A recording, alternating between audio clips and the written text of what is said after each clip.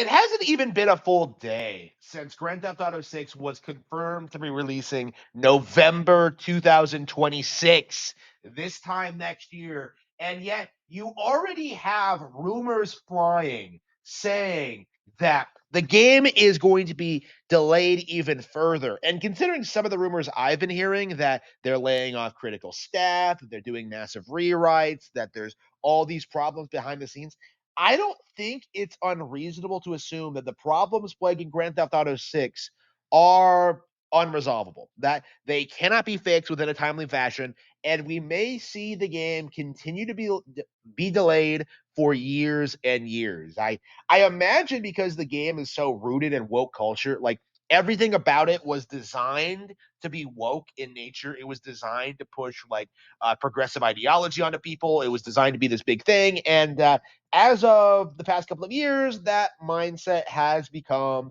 completely untenable. When Red Dead Redemption 2 came out, it was still on like the decline. It hadn't become mainstream yet. And now people are like on the warpath, speaking out against anybody who would promote these kinds of ideas. So Rockstar is in a position where they probably produced the most woke video game ever produced, and now has to deal with the fact that if they release this thing, it is going to tank their entire brand. That's kind of what I think is happening. And you also have like some weird other things too, like them not letting their workers unionize and like going after people. Like they're releasing statements saying that like employees are leaking information, but the employees are saying that they wanted to form a union. So Rockstar is just desperately trying to do that thing where they always do, where they just exploit game devs, fire them, and then just bring a bunch of fresh ones on for the next one. It is absolutely disgusting. And it really does need to be called out how exploitive they are and how they treat people like shit and how it affects the bottom line of their product because they've been firing people constantly.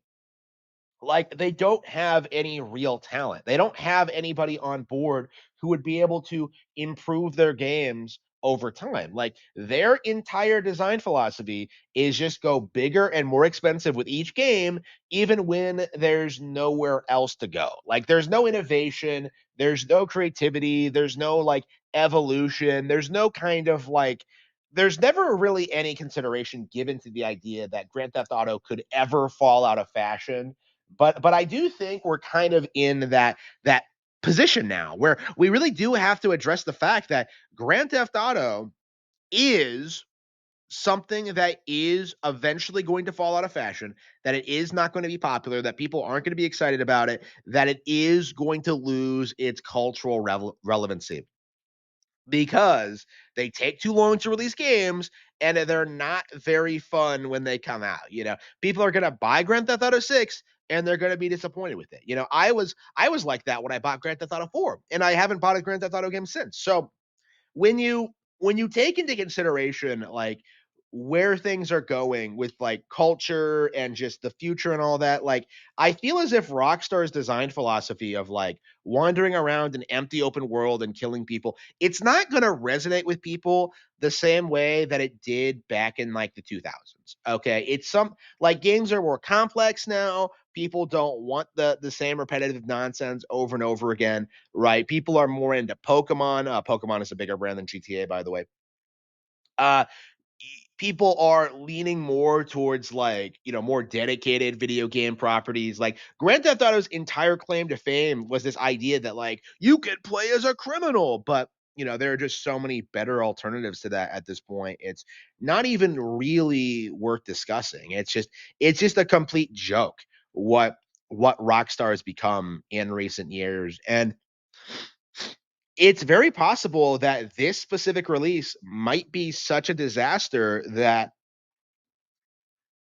they'll never recover from it, because either the game succeeds and they take even longer and have an even more bloated budget for the next one, or it fails people hate it, and then they have to spend just as much time or rushing the game out to get the next one out to try and salvage their reputation.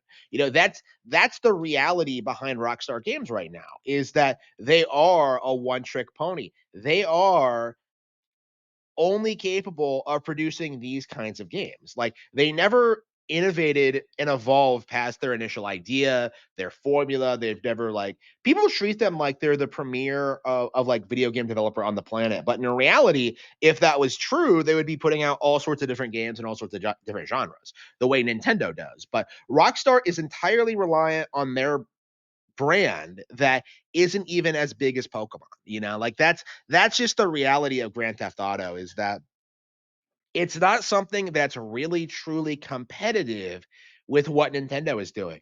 And more people are beginning to notice that there's something up with this studio. Like, why does it take so long for games to come out? Why are they fucking over their workers constantly? Why are they so woke? And I think when you look into these questions, like, it does feel as if Grand Theft Auto 6 is just going to completely fall apart and become irrelevant.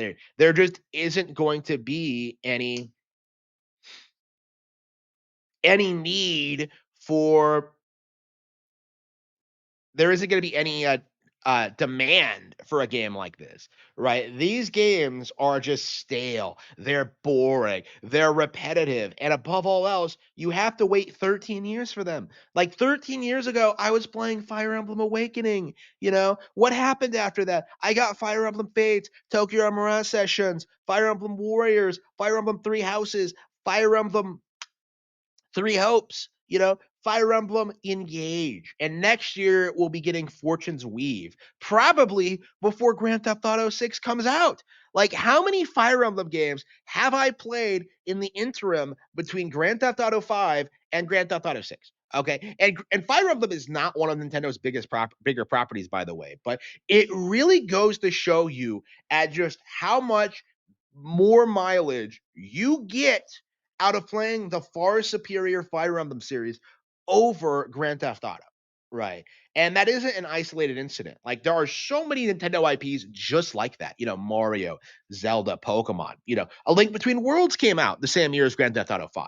So when you take that into consideration, when you think about it even a little bit, like, what you end up coming up with is this realization that Grand Theft Auto is not that great. It's not fun.